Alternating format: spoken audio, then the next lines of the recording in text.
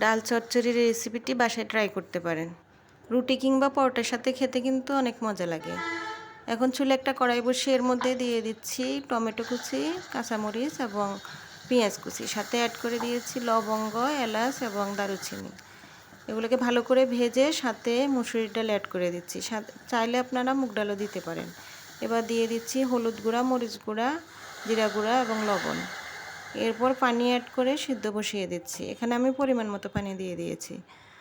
যতক্ষণ পর্যন্ত না ডালটা ফুটে সিদ্ধ হয় ততক্ষণ ঢাকনা দিয়ে রাখবো। এরপর ঢাকনা নামিয়ে অ্যাড করে দিচ্ছি ধনেপাতা কুচি। কিছুক্ষণ নেড়ে ছেড়ে এর মধ্যে দিয়ে দিচ্ছি লেবুর রস। চুলে একটা ফ্রাই প্যান বসিয়ে পেঁয়াজ কুচি, রসুন কুচি এবং তেল দিয়ে বেরেস্তা করে নিচ্ছি। সাথে অ্যাড করে দিয়েছি আস্ত গোটা মরিচ এবং আস্ত জিরা। ব্রাউন করে ভেজে নামিয়ে নিচ্ছি। এরপর ডালের উপরে ছড়িয়ে দিচ্ছি। একসাথে মিক্সড করে নিচ্ছি। সবাই ভালো থাকবেন। আল্লাহ হাফেজ।